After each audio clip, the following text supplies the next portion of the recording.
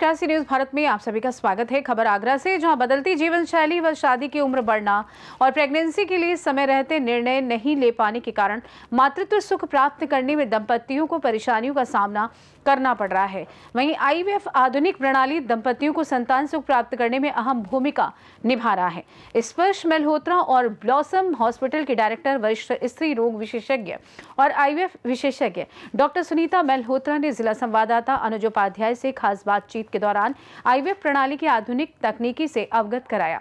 Doctor Sunita Malhotra के अनुसार शादी के बाद नव दंपतियों को प्रेगनेंसी के लिए सही समय पर निर्णय लेना चाहिए और साथ ही उचित चिकित्सक से परामर्श लेकर प्रेगनेंसी प्लान करनी चाहिए। सर्वप्रथम नेचुरल प्रक्रिया से संतान प्राप्ति के लिए प्रयास करना होगा। इसमें सफलता प्राप्त नहीं होने की स्थिति में वो आईवीएफ प्रणाली से संतान सुख प्राप्त करने के लिए उचित आईवीएफ विशेषज्ञ से संपर्क कर सकते हैं। उन्होंने अस्पताल में मौजूद आईवीएफ प्रणाली की आधुनिक तकनीकी इलाज और व्यवस्थाओं की जानकारी दी। डायरेक्टर डॉक्टर सचिन मल्होत्रा के अनुसार दंपतियों को अब परेशान होने की आवश्यकता नहीं है। आईवीएफ प्रणाली से सरलता, सुगमता और आधुनिक तकनीकी से स्पर्श मल्होत्रा और ब्लॉसम हॉस्पिटल दंपतियों को मातृत्व सुख प्रदान करने में अहम भूमिका निभा रहा है। हमारे साथ मौजूद है स्पर्श और ब्लॉसम हॉस्पिटल की डायरेक्टर डॉक्टर सुनीता मल्होत्रा, जो आईवीएफ विशेषज्ञ हैं। आईवीएफ प्रणाली वर्तमान में क्या है, किस प्रकार से कारगर सिद्ध हो रही है, आइए उनसे जानते हैं। देखिए, आईवीएफ प्रणाली उन निसंतान दंपतियों के लिए है जिनके में कभी कभी जैसे नलें बंद होती हैं या उनको फाइब्रॉइड की समस्या है, एंडोमेट्रियोसिस है, शुक्राणु कम है या उनका चलन कम है।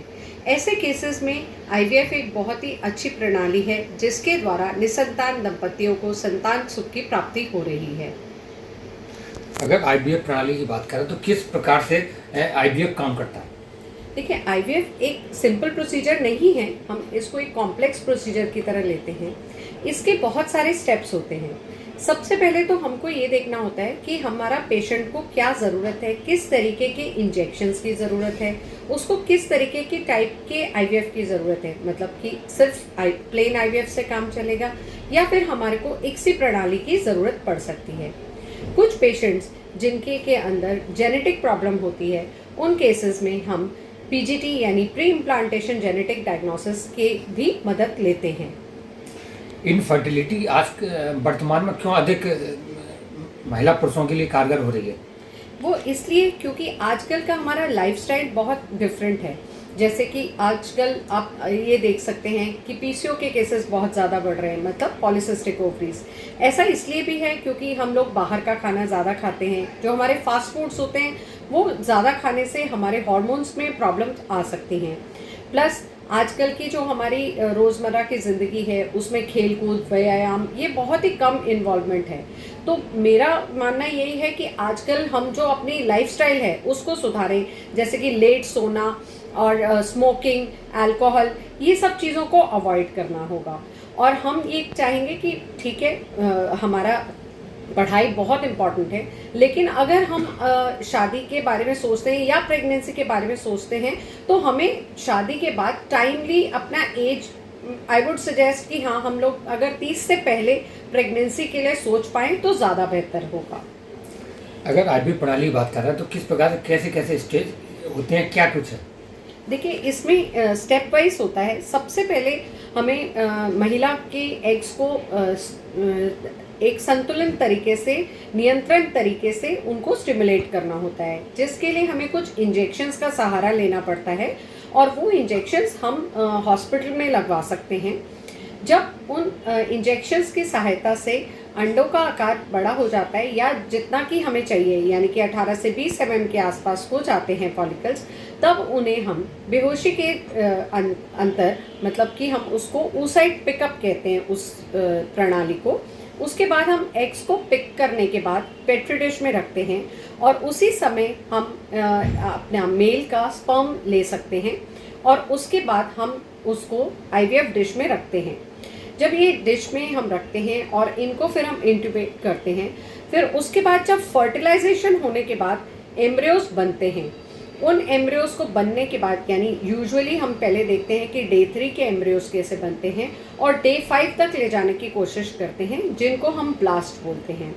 जब ये डे 5 के एम्ब्रियोज बन जाते हैं, अगर हमारी महिला की सारी यूट्रस जो है, अगर यूट्रस की लाइनिंग वगैरह बिल्कुल रेडी होती है और उसके हार्मोन्स बिल्कुल संतुलित होते हैं, तब हम इस एम्ब्रियो को अल्ट्रासाउंड गाइडेड महिला के गर्भ में डाल देते हैं। इसको हम एम्ब्रियो ट्रांसफ़र बोलते हैं। और जब हम एम्ब्रियो ट्रांसफ़र कर देते हैं तो उसके 12 से 14 दिन के अंदर के बाद हम लोग सीरम बीटा HCG एक टेस्ट कराते हैं, जिससे कि हमें ये पता चलता है कि महिला गर्भवती है, यानी उसने गर्भ धारण किया या नहीं। अगर सक्सेस रेट की बात करें तो अस्पताल की सक्सेस रेट कितनी? देखिए, सक्सेस रेट जो है ये एक बहुत सारे पैरामीटर्स पे डिपेंड करता है। हम ये एक कंपोजिट, या हम ये नहीं कह सकते कि इस महीने हमारा 80 से 90% आया तो दूसरे महीने कभी कभी 40 to 50% भी आता है। तो ओवरऑल हम सक्सेस रेट की बात करें तो 60 to 70% सक्सेस रेट होता है। जिस प्रकार जैसे कहते हैं फर्स्ट अटेम्प्ट में नहीं हुआ, तो कितने अटेम्प्ट जो है महिला पुरुष ले सकते हैं? देखिए, अटेम्प्ट्स तो हम लोग बहुत दे सकते हैं, but it depends upon the health of the female and male. तो इसलिए हम ये नहीं कह सकते कि हम n नंबर ऑफ अटेम्प्ट्स दे सकते हैं, लेकिन हाँ, हम पेशेंट की क्या उसकी हेल्थ इश्यूज हैं उनको देखते हुए नंबर ऑफ अटेम्प्ट्स डिसाइड कर सकते हैं। वर्तमान की जीवन शैली को देखते हुए आप नव दंपतियों से क्या कहना चाहेंगे? मैं यही कहना चाहूँगी कि अपना हेल्दी लाइफस्टाइल मेंटेन करें, हेल्दी खाना खाएं। आगरा से सी न्यूज़ संवाददाता अनुज उपाध्याय की रिपोर्ट। फिलहाल के लिए इस खास रिपोर्ट में बस इतना ही। देश दुनिया की तमाम बड़ी खबरों को जानने के लिए जुड़े रहिए सी न्यूज़ भारत के साथ। हर खबर आपके साथ, आपके हाथ।